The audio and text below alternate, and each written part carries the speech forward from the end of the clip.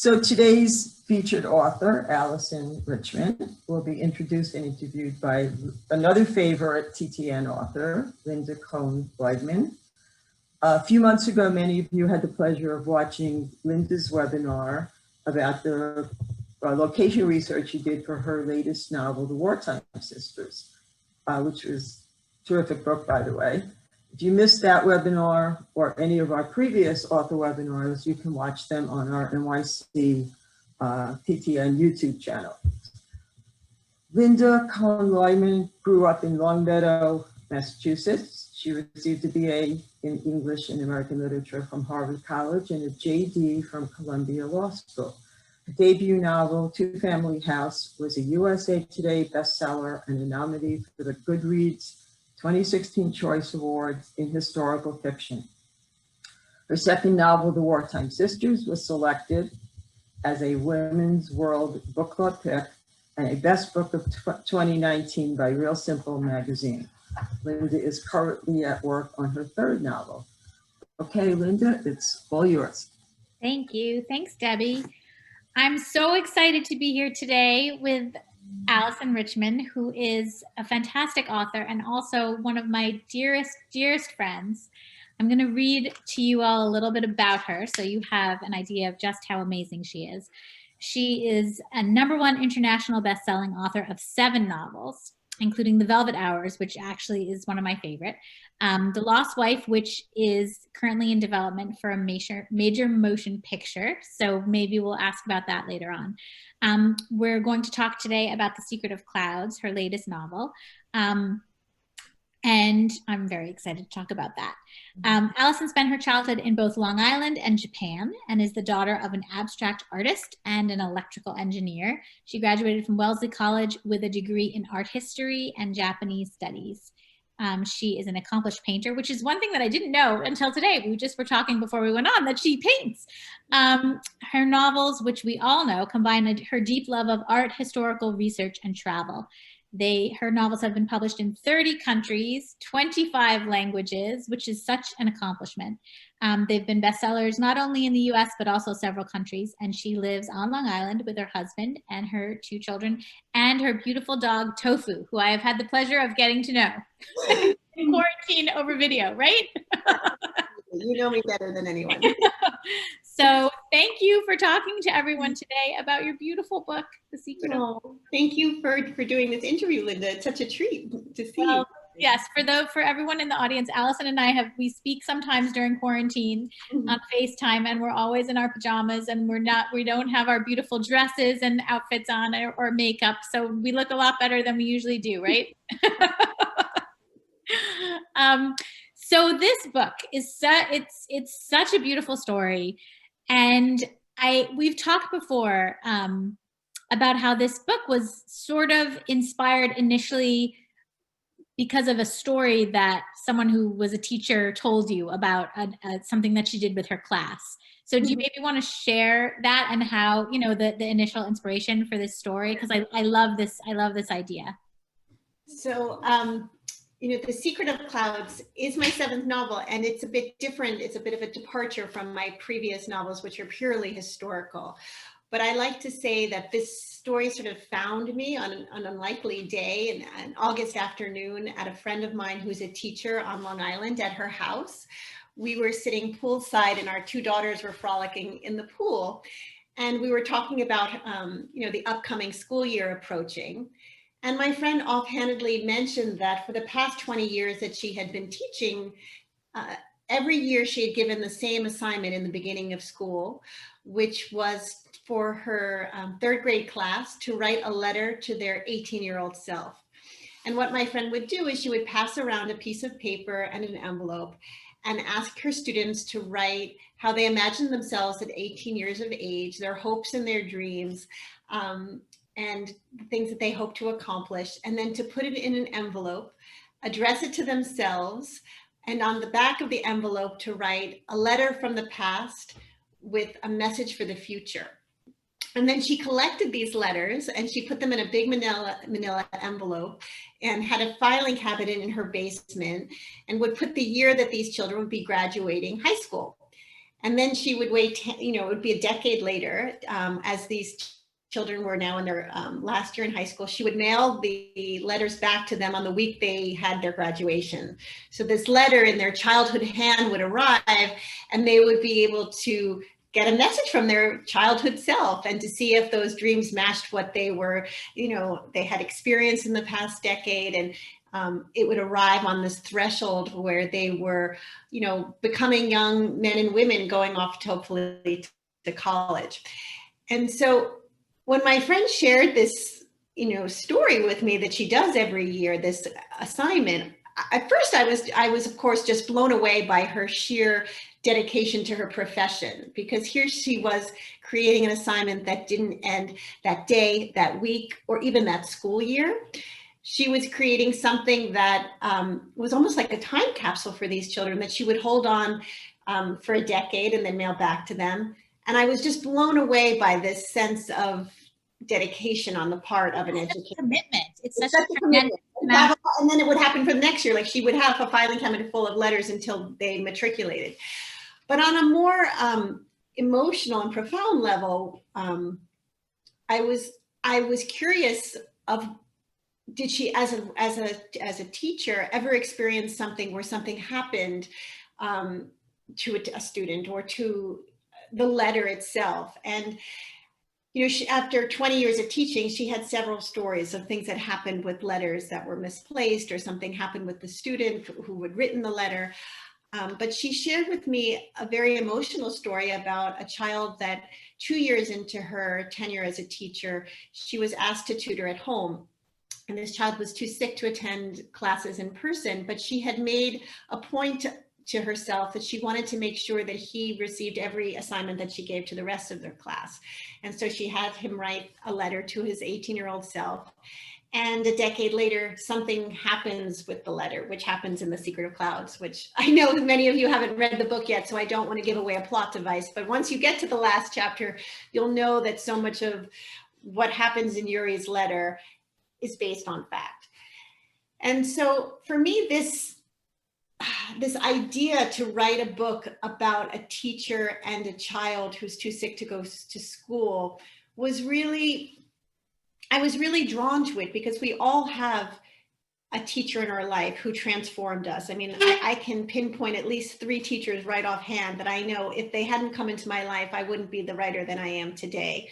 My first grade teacher, Mrs. Goldberg, who passed around a piece of paper and had a glass jar filled with blue tempera paint, and she walked to each of our desks and she put a blob of paint in the middle of the paper and then told us to fold the paper, open it up, and then write what we saw. And I wrote a short story about a flying pickle. It hasn't been published yet. It was my first short story. One day. But I remember when I got that short story back, on the top of the paper, it said, "You have a gift with words." And so Mrs. Goldberg was truly the first person in my life, even before my parents, who noticed that I had some sort of, I don't want to say talent, but some sort of, right. I don't know, some nascent gift of storytelling. And so this idea of focusing on this transformative bond, not just of how a teacher can transform a child's life, but also how a child can transform a teacher's life. And having it in this sort of cocoon of him being self-taught really enabled me to sort of go deep into that relationship. But it all comes from just one day by the pool, her telling me about this assignment, and it just sort of opening up like this kaleidoscope of that this could, become a novel. But it's so much more than just that story. It has so many different layers and so many different characters. And even though it is a little bit of a departure because it is a more contemporary novel and it's not strictly historical, there is a historical piece. So there is, Yuri's parents come from Ukraine, and the whole Chernobyl accident is sort of dealt with, and you deal with it in such a, I've never read in my life, I've never read anything about a nuclear accident that's done so beautifully. You take this tragedy and you even from the very beginning, for those of you who haven't read it yet, I'll just give a little something away. It's just that in the beginning, when Alyson talks about Yuri's parents in Ukraine, and the day after, or the day of, I'm not sure what day it is, after the Chernobyl explosion, you don't hear about the explosion at all. You don't know anything. It's just the date, but it talks about the beautiful weather and how it's such an amazing, this amazing warm day, and the men are playing chess in the park. And it's this amazing, you know, sort of way to look at that event.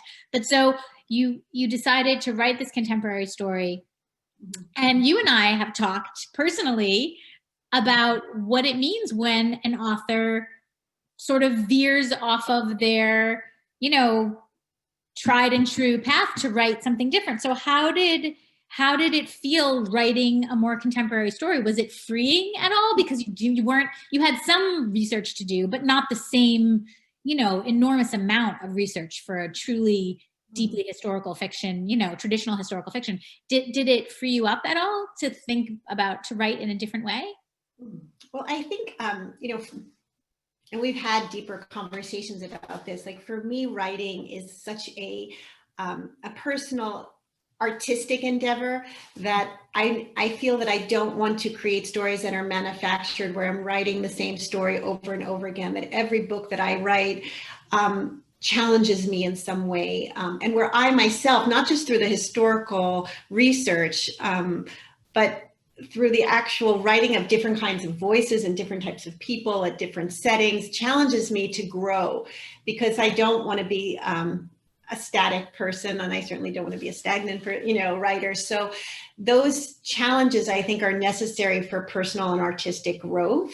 I know they definitely also, take an element of risk, because you don't know if your readers are going to follow. And I think, there's so much branding in writing these days, where people would like, or not people maybe, but publishers know that it's a safe thing if you have a successful World War II novel, that you will write World War II novels for the rest of your career. And I think it requires a certain amount of self-reflection and risk to say, I need to grow in a different way and to do something different.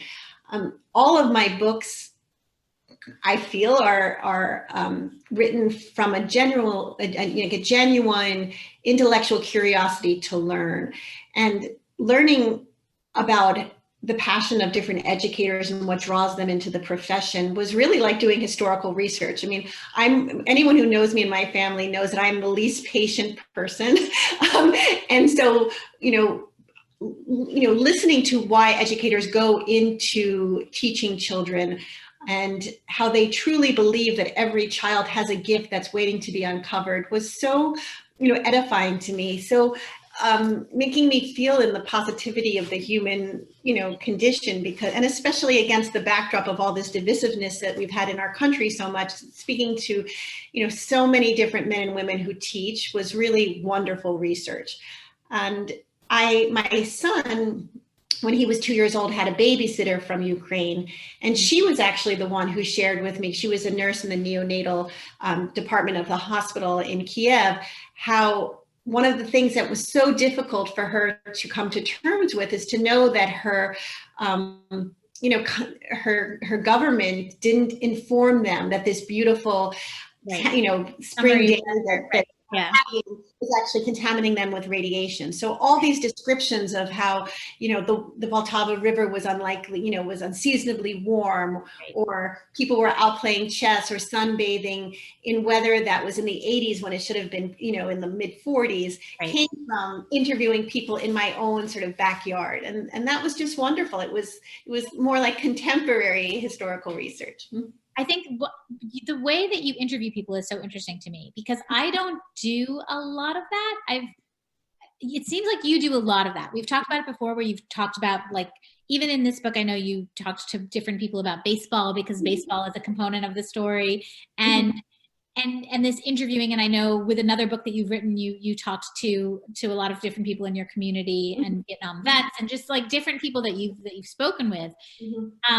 That seems so intimidating to me, because I'm more comfortable just researching in books, and I've listened to a lot of like oral interviews, but they're already recorded. Like, I don't have to ask, do you do you ever get pushback from when you're interviewing people? I mean, are people generally, are you calling strangers? Like, it feels like cold calling to me. I feel like I would get so nervous, just like they were. It's such a good question. No one has asked me if I've ever gotten pushback. I mean, people have asked me, like, how do you do it? And, you know, every book has its own challenges. When I was writing The Lost Wife, which is about, you know, artists who were able to form their own resistance in concentration camps, particularly in Theresienstadt in the Czech Republic now.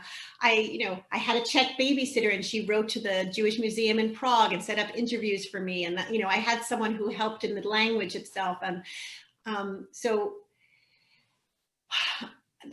I wouldn't say I've ever gotten pushback, and it does require a certain amount of courage to cold call and to start, you know. Yeah. But it begins always with that first person who you're able to make a contact with, and that person introduces you to someone who's connected to it, and sort of just kind of multiplies that way.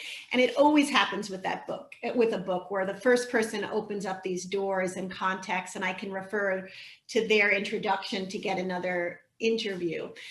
But in my most recent project, when I have been working on a story about a Vietnam veteran and a Vietnamese refugee child in the late 70s and their lives intertwining, I don't have anyone in my family background who served as a Vietnam veteran, but I knew that I had friends whose fathers would have been contemporary of that. And so my dear friend, Jardine Lebert, who is also an author, asked her father to introduce me to one of his friends, and that person then introduced me to his whole platoon, which really enabled me, like, such an incredible firsthand resource. Right.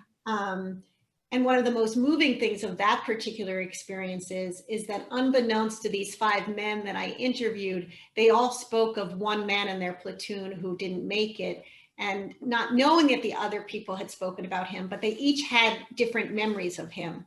So and amazing. So it's like, you know, yeah, like like if you were taking a glass and it broke, and then every person had a different perspective, you know, create a component of putting that glass together again to understand how it worked.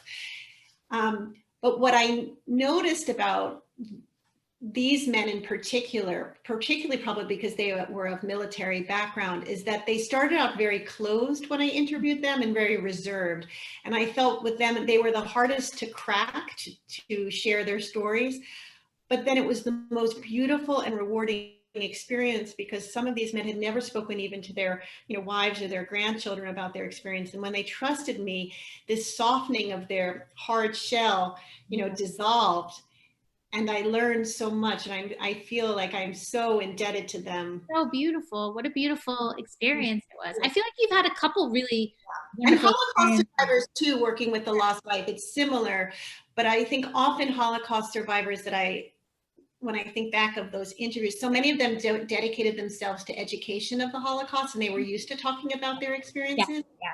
Whereas I feel Vietnam veterans came back from America and were not asked about their experience, and they held it in. And now these men are in their mid-70s, and having, I don't want to say I'm young in my mid-40s, but having someone from a different generation asking questions and feeling also like it's now or never to share these experiences. Right. I got a lot of that from men saying, I think now I'm ready to talk about it. So it's very rewarding. It's incredible. So I encourage you to do it. I feel like that they must be, it was a gift for you, obviously, but what a gift for them too, to be able to share it that way. And I feel like, of course, as authors, we are always trying to find, you know, reading material, photo archive material in order to recreate the worlds that we're writing about, so that they seem, you know, historically accurate, emotionally authentic, all these different things. But it's these small details that people will say in an oral interview that they're not going to get in a book. Yeah. So, you know, for example, it's a Holocaust survivor saying they remember their mother reaching into their blouse and pulling out a tube of lipstick and putting it on before they walked in through the gates of, you know, Theresienstadt, to, in the case of The Secrert of Clouds, a man sharing with me that he remembered coming home to his apartment building where the windows had been kept shut for months after Chernobyl. And one day there was one window that was open because it was so hot and it was July and it was stifling. And he turned to his friend and he said, "Are they crazy? What are they doing? We're not supposed to let the air into our apartments." And yet they're standing outside breathing the same air. Right. That one, defiant gesture, then the next day there were 2 windows and the next day there were 3, and that's in the book. And it's his memory of being, a school-age child, seeing that first window opened, and that goes in the book, and it's firsthand experience, and it makes it more believable because it's true, right? So I love how you weave those things in. I mean, that's part of the magic of being a writer, is just taking those moments that people share with you that you're lucky enough to find, whatever it is, and just and finding a way to put them in the story. One of the things that you also put in all your stories, and this one too, which this one is really not about art or music, but you find a way, like that line in Jurassic Park about life finds a way, like Alyson finds a way to put art in, so Yuri's mother is a dancer, and Maggie's father is a maker of violins, and her, love interest is an orchestra teacher, a conductor, and a musician. And so you find these places where, it was just Thanksgiving. It's like you're stuffing the turkey of your story with all these delicious morsels. There's chestnuts and onions and all these things, but it's all, all these beautiful things that I know are so important to you in your life, and you find a way to put them all in there. So how did you come up with that? I mean, like, especially I found it especially just wonderful and surprising in the case of Maggie's father, with his, his passion of making violins, and it was so unusual. Yeah, it was such an unusual choice.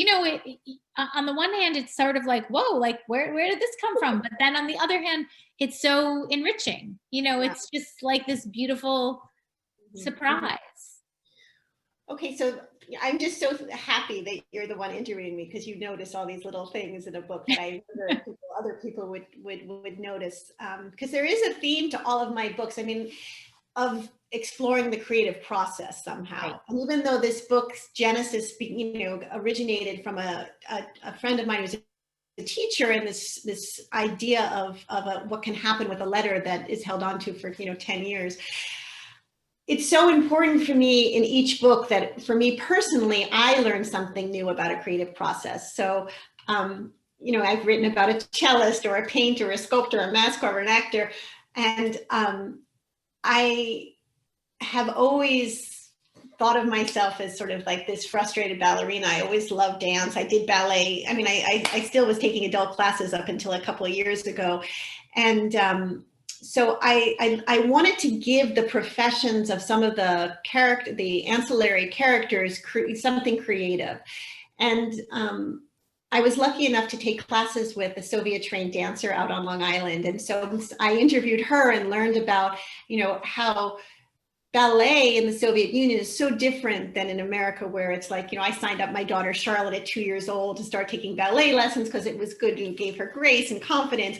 But in the Soviet Union, it's not a pastime like that. It's something that's developed to be, almost like an Olympic profession. And it's incredibly competitive. And you can't just decide you want to study ballet. You have to, audition at the age of 9 to see if you have the physical proportions, the musicality, the natural rhythm to do that, and how difficult and competitive it is. There's a scene in The Secret of Clouds where Yuri's mother, in a flashback, you learn that she finds crushed glass in her toe shoes when she's trying out for a role. That was based on someone I interviewed, or the fact that she only had one leotard for an entire year that she wrung out and washed every single night. So, I learned again about another creative form and wanted to put that in the backstory of a character. Now, Maggie's father, being in his retirement a dilettante luthier, making violins in his basement. My daughter and my husband are both violinists, and my daughter took, until recently, lessons at a place where they had 2 in-house luthiers in the back room of where she took violin lessons. And I always loved to watch them carve the violins and to learn about the production of that and how much detail goes into, like, even just choosing the, you know, the wood with the tiger flames on the back, or the way, you know, everything is fitted together and bent over heat, and, you know, this beautiful scroll of the neck. I mean, I just love it all. I love learning about it. And I think my duty as an author is to share as much as I learn in writing a book with my readers, so that you learn through reading it. So it's just these little layers of things that I find beautiful in the world that I want to share, and then I've researched. And you give them to your readers, and it's so nice.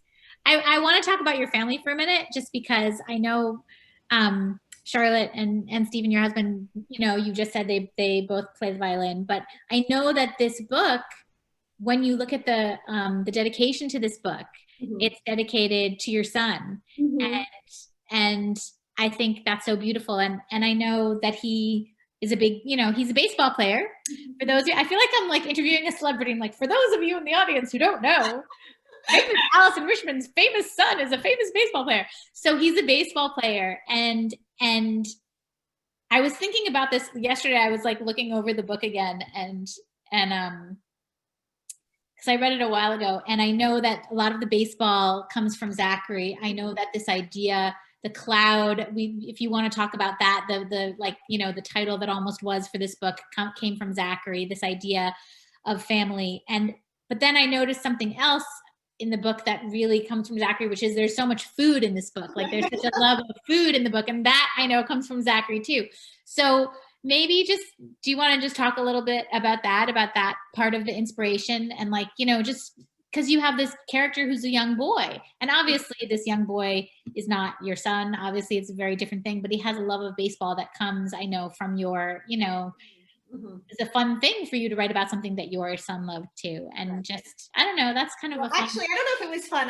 When people ask what you've ever researched, I think it's baseball, because I'm the least athletic person that you'll meet. And, you know, when my son would be at Little League, when he was really little, I'd always, you know, I'd have a big hat and a picnic blanket, and I would read a book. And then when he would get up to the tee or the bat, I would look up, watch him, and then go back down. And in the car, he would say, "Why don't you watch more of the game?" And I would say, I don't understand it. And it also takes so long, Zachary. By the time I get you here and we leave, I could have, you know, taken a flight to Paris, because it's like you had to be there an hour before the game. The game was 3 hours. It was an hour after the game. So, you know, I often say that The Secret of Clouds is a love letter to the teachers in my life, but it's also a love letter to my son, to understand, you know, why some boys and girls are drawn to the, you know, America's greatest pastime. And I had to research that. And it wasn't just learning through his eyes, but also interviewing, you know, his baseball coaches, you know, parents on his baseball team, like, what draws people to love this sport so much? And everyone had different little spins on it, but I felt like I learned about that too. And, you know, again, it just goes back to trying to do the due diligence to create an authentic voice. You know, probably, and we've discussed this between ourselves about, you know, writing books. Like, I'm my most natural writing in another time, because I almost feel like I belong in another time. But, you know, I want to be able to create a character of a contemporary teacher who's teaching in the public school system, or a little 12-year-old boy who loves baseball more than anything, but can't, you know, get outside because of his, you know, health condition, but watches every game.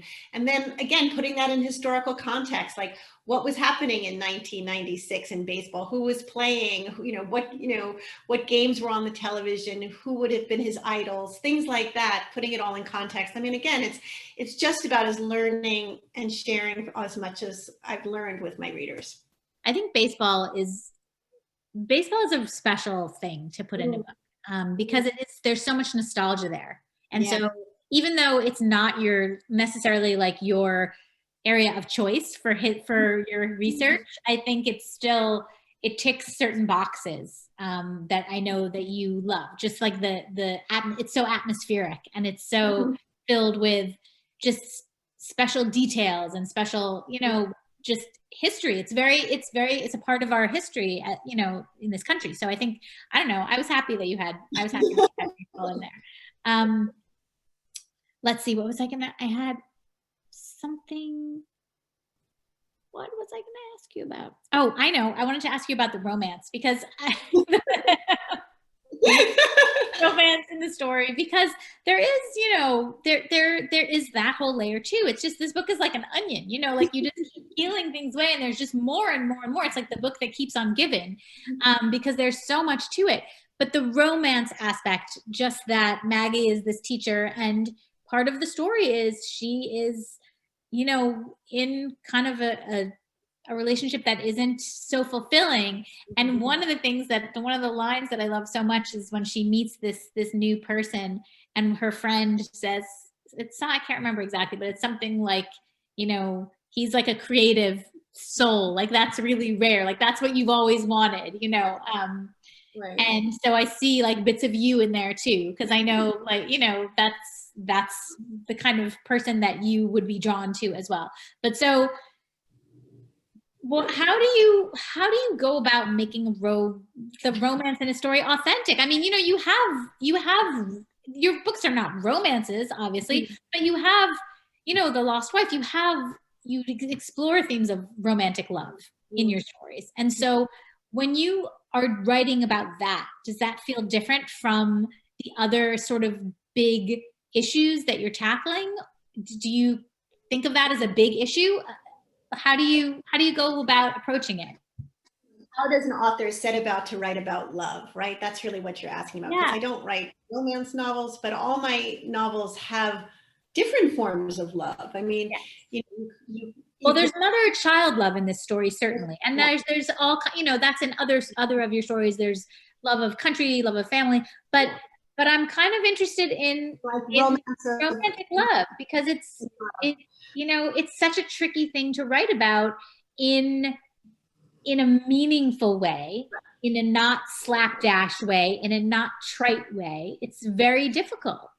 To me, it's the most difficult thing. Yes, it is. And also, I think, you know, when you write about love and the heart, you want to reveal something about what draws a character to another human being. What do they learn from that person? And in the case of Maggie as the teacher in this, in the beginning of the book, she's in a relationship where it is sort of pat, and it's something that she had been with this person since college, and yet this little boy starts transforming her life by showing how every day is so valuable, and to appreciate, you know, just the littlest things, whether she's out, you know, walking in the fresh air or being able to go to a Mets game on her own, you know, and not, you know, risk her health in any way. So I wanted to show how, in this case, how her relationship is impacted by what's happening with her teaching and the students that are coming into her lives, and how she's growing and developing and wanting more, and how someone comes into her life who is this sort of creative type, who shares her soul in a more, you know, deeper level than Bill, the one that the man she's been dating since she's been in college. But I guess there's part of me that wants to answer your question even more deeply about what motivates me to have love in my books, because I mean, there's some authors who just avoid it completely, and it's, you know, it's not part of the Carrie's parents too. That was a beautiful, I mean, I've completely forgotten about that, because that's a beautiful story in and of itself, you know, that these two people find each other in this, you know, in this place that is not a pleasant place and a terrible time. Yeah, and I think in The Secret of Clouds, the relationship between Yuri's parents, I mean, you learn their backstory of him being a scientist, a Jewish scientist, and her being a, you know, Greek Orthodox ballerina. Their romance and their relationship to me is really the most beautiful in the book, because when they both give birth to a child who is sick, how does their different backgrounds and how they experience life, not just through their faith being different, because Yuri's father is actually an atheist, even though he's born Jewish, but also in their profession, because you have his scientific father wanting, you know, how he shows his grief or his anxiety about his son's illness is through trying to harvest as much knowledge as he can, and yet you see the mother who is a dancer, and how, you know, she's looking at, you know, his breath and his color and all these different things, and how two people can look at something so differently but still be experiencing it very intensely. And I think one of my favorite lines in the book is when you do see Sasha, Yuri's father's transformation of falling in love with his wife, how he starts to believe in God, how there's that line where like he sees her, he sees her above him as they're, together and they've been kissing, and he all of a sudden understands how something so beautiful as love has to have been created by God. And like, it's just like one of those things that you can't script that when writing a novel, that you're like, and then he's going to make this discovery, describing them together, and you're falling in love with them as you're writing them. And then this epiphany happens, and it's sort of like this explosion in your heart. So it's just such a beautiful line, and then you feel so good about it. But, there's something of my own parents in their relationship, because as you stated in the beginning, that my mother is an abstract painter, my father is an electrical engineer. And at my parents' 30th wedding anniversary, my father made this speech. Maybe it was their 40th wedding anniversary. I'm trying to think, but it was, because now I'm approaching my 25th wedding anniversary. But he talked about the butterfly effect, which is in the story, about all these things that had to have happened to him to have met my mother, to have then to had us. And so, knowing that my father was a scientist, I have in their courtship this talk about how Sasha says the butterfly effect, all these things that he would have had to have been at the bus stop when Katya is coming from ballet class, and then they meet, and all these different things have to happen. I think that's so beautiful. I just want to remind everyone, I just got a note from Debbie. I want to remind everyone to, if you have questions for Alyson, we're going to take questions really soon. And you can type them into the chat box, and I am going to, I'm going to read them to Alyson, and so you can ask her about anything. But in the meantime, Debbie had asked me also to just, I mentioned before when I was introducing you that one of your novels has been optioned for a movie. So I wanted to see if I could hear about that. Maybe we're going to get to meet Tofu, your dog. I don't know. Yeah, I feel like she's barking outside, so I'm going to walk. That's okay. So can you tell us a little bit about the lost wife, and the Debbie has asked, if we could just hear about that and what that means for a story and for you as an author. Having a book option for film is a learning experience of patience, but there are different stages in having a book adapted to film. One is just originally the option where someone thinks that your book is interesting enough to be a possible film. And then it's what my current stage is development, where there's been a script that's been created by a screenwriter, and the producers are in the process of casting, which, we have a Lenka and a Joseph attached and a director attached. But unfortunately, and I hate to be coy about it, contractually, I can't release any sort of details of names of attachments, because it is sort of a fluid thing where people can unattach and then reattach, and they don't want it sort of circulating anything until the cameras start to roll. But it's very exciting. I'm sure that all the people listening are excited to think about being able to. That's where we're at. There's casting and there's script, and before COVID, they were hoping to go into production in the fall, but that didn't happen. So hopefully next fall we'll see something. Let's see. Someone just made a comment that Aaron Spelling grew up in Texas, and that as a child he was sick with pneumonia and had to spend a major part of the school year at home. I did not know that. And he loved to read, and his teacher said that he began to write stories at home. So maybe you should be in touch with Aaron Spelling and he should get this book, and then he could turn it, although his scripts are so wordy, right? He just has so many words, like everyone has to talk very quickly. I don't know if he could make The Secret of Clouds into a story. I'm not sure if he's the right person, but it might be interesting. Yeah. Someone has asked, was one of your novels in particular more challenging to write than the others? That's a good question. More challenging. Or maybe what was the most challenging one? I don't know. What was the hardest one to write? Well, I think the hardest one is always the first one, because you feel like you're writing into this vacuum and don't know if it's ever going to be published. So I would guess the first one is probably the most challenging. And but they all have different challenge. I mean, they're all, there's always a point, and you know this when you're writing something, where you're plagued with doubt. Like, am I ever going to, pull this off? I always describe it as like, I feel like I've jumped off a cliff, and I'm like, oh my God, am I crazy to think I can write a book like about, this particular subject matter? But, keep on persevering. And I do love doing it. It's something where I do feel I learn with every book. That's so nice. So what are you, oh wait, here's some other one. Here's another question. How do you merge actual factual events with fictionalized details to help the flow of the story? Well, there's there's different devices that I use in order to put things into to weave the historical details into the plot line. So I guess, there's actual incidents that happen, like, the Chernobyl accident happens in real time in the book, and describing that from the perspective, not as a historian, but from the perspective of how it encroaches on the character's life, how they experience it during that particular day. And there's a scene in The Secret of Clouds where Katya and Sasha are watching television, and you hear how the Soviets are spinning Chernobyl with the fire, and now it's all under control and not to worry and all these things. And that's also, based on fact of people I interviewed of them remembering how they learned about the accident 3 days later. But you see them watching TV, and the reader hears what they're hearing.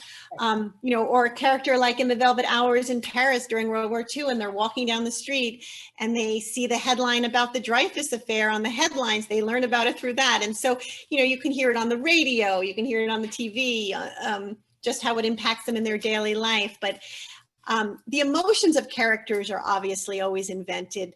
The physical descriptions of them are always invented, but the certain things that they interact with against the backdrop of their story unfolding, those are things based on real life.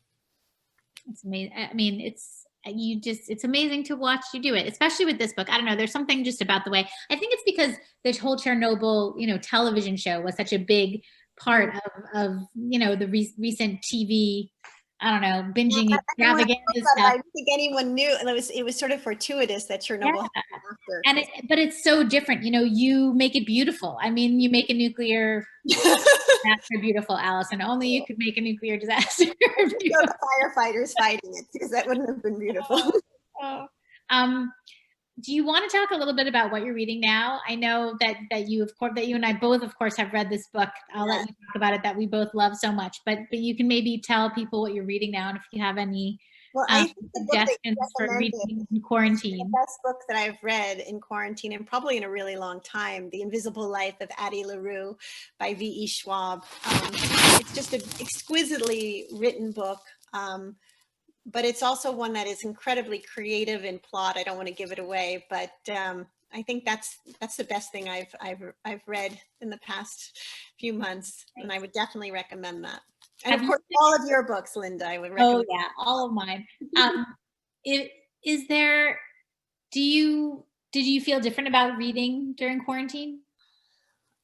I felt very grateful to be able to fall into the pages of a good book during quarantine. I mean, life has definitely, the sense of time has really changed in quarantine. Things, go by very slowly, and then some things go by quickly, but this sense of nesting at home and not being I don't travel anymore. It's like I do a Zoom talk like this. I don't have to go any place outside my home.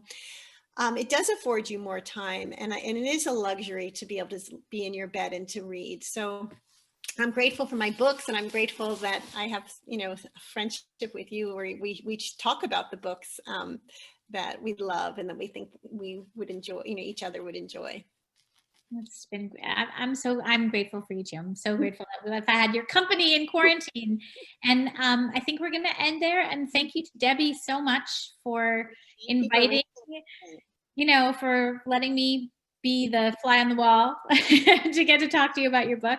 If anyone, I'm just going to one real quick, if anyone has any more questions, and if not, then I think that we're going to say goodbye. But thank everyone for joining in. I hope it was a nice little respite from the dull quarantine days to see beautiful Alyson Richman in her red dress talking about her beautiful book. Oh, Thank you. Thank you so much, Lynda and Alyson. This was just great. And thank you so much for sharing it with us. And we hope, thank you everyone for joining, and we hope you enjoyed it. I'm sure you did. And read the book. It's terrific. Absolutely. You know what? It's a beautiful, just a plug. It's a beautiful book to get as a gift for a teacher. If any of you need, teacher gifts for your children's teachers, it's a really beautiful idea for that, for the end of the year or for Christmas or Hanukkah or whatever you're celebrating. So, all right, everyone, stay safe, and we'll see you at the next one. Okay, bye. Thank you everyone for tuning in. Take care. Bye-bye.